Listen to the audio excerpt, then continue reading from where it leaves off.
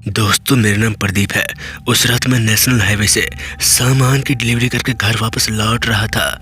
मैं उस रात अकेला ही ट्रक ड्राइव कर रहा था। दरअसल मेरे खलासी बिरजू का पैर टूट गया था, जिसके चलते हुए हॉस्पिटल में भर्ती था।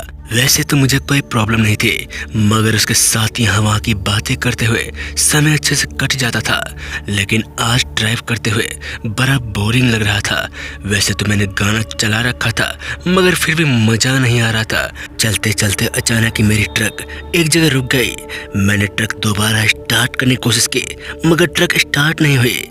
फिर मैंने जैसा ही ट्रक से नीचे उतरने के लिए गेट खोला तो मैं एकदम से चौंक गया, क्योंकि मैंने देखा कि बाहर एक आदमी खड़ा था। हालांकि मैं उसे अचानक देखकर डर तो गया था, लेकिन उसके बाद मैंने उस आदमी से गुस्से से पूछा, कौन है तू और ऐसे क्यों खड़ा है? तो उसके बाद उस आदमी ने जवाब दिया, मैं काफी देर से लिफ्ट मांग रहा हूँ, बस मुझे आगे तक ही जाना है, आप मुझे छोड़ देंगे? फिर इस पर मैंने कहा, अरे यार छोड़ तो देता, मगर अचानक ही मेरी ट्रक खराब हो गई है। अब तो लगता है मुझे भी तेरी तरह लिफ्ट मांगनी पड़ेगी।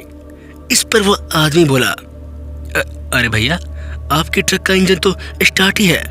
फिर जब मैंने अपनी ट्रक की ओर देखा तो मैं हैरान हो गया, क्योंकि सच में ट्रक स्टार्ट ही थी।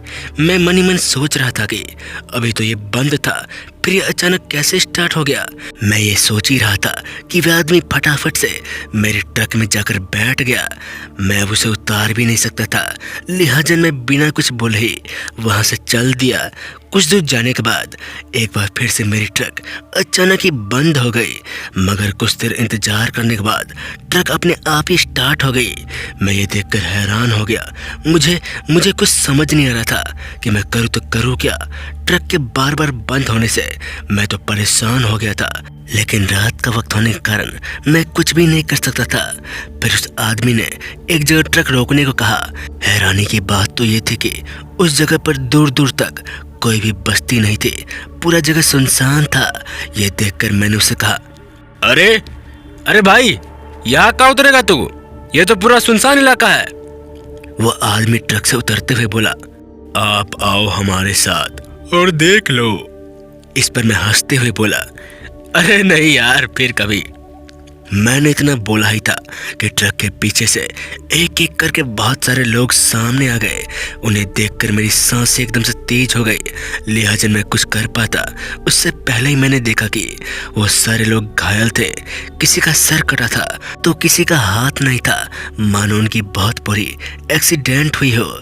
मैं वहां से ट्रक निकालने की सोच ही रहा था कि मैंने देखा कि मेरे ट्रक का इंजन फिर से बंद हो गया है।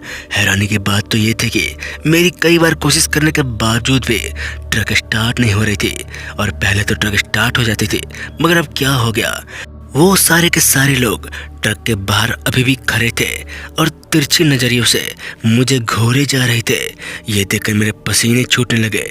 फिर वे सारे बोले, चलो हमारे साथ, चलो हमारे साथ। मैंने कसकर ट्रक के स्टीयरिंग व्हील पकड़ ली थे और ठान लिया था कि किसी भी हालत में मैं नीचे नहीं उतरूंगा। मगर तभी उनमें से एक ने अपना हाथ बढ़ाया और मुझे ट्रक से खींचकर नीचे उतार लिया। मैं चीखता रहा, छोड़ दो, छोड़ो। मगर वो मेरा हाथ पकड़कर खींचते हुए अपने साथ ले जाने लगे। वो सभी के सभी मुझे वहां से कुछ दूरी पर मौजूद एक कीचड़ के गड्ढे के पास ले गए, जो बहुत ही बड़ा था। मैंने देखा कि उस नाले में मानव हड्डियां थी। वो देखकर मैं काफी चिल्लाए जा रहा था। तभी अचानक से वो सारे लोग चिल्लाते हुए बोले, तुम ट्रक वालों की वजह से हमारी ये हालत हुई है। तुम लोग मार के वहां से फरार तो हो जाते हो, मगर तुम्हें पता नहीं हमारी लाश को किसी कचरे की तरह नालियों में फेंक दिया जाता है, बिना सोचे समझे कि हमारी आत्मा को भटकना पड़ता है। और इधर हमारे परिवार वाले इसी उम्मीद में रहते हैं कि हम कब घर लौटेंगे, लेकिन सच तो यह है कि हमारी लाश उन तक कभी पहुंच नहीं पाती और हम इन गंदी नालियों में सड़ जाते हैं। ये बोलकर उन्होंने मुझे नाली में फेंक दिया और वहां से गायब हो गए। मैं किसी तरह उस नाली से बाहर निकला और वापस ट्रक में आकर बैठ गया, लेकिन मेरी हालत खराब थी क्योंकि पूरा बदन कीचड़ से भर रखा था। लेकिन फिर भी किसी तरह मैं उस रात घर वापस आ सका। उस खौफनाक रात के बाद मुझे ये सीख मिली कि हमेशा सावधानी से ड्राइव करनी चाहिए। अगर गलती से दुर्घटना हो भी जाती है तो उसको बचाने की कोशिश करनी चाहिए, ना कि वहां से भाग जाएं, क्योंकि उनके घर वाले भी इंतजार कर रहे होते हैं। जय श्री राम, जय हनुमान। तो दोस्तों, अगर आपको ये कहानी अच्छी लगी तो हमारे चैनल फियर पॉडकास्ट को लाइक, सब्सक्राइब, शेयर करना ना भूले। मिलते हैं ऐसी डरावनी कहानी के साथ। तब तक के लिए जय हिंद, जय भारत। और दोस्तों, वीडियो अभी तो सप्ताह में 2 बार आ सकती है, क्योंकि मेरा बोर्ड का पेपर चल रहा है, बहुत नज़दीक है, तो मैनेज कर लेना। जय श्री राम।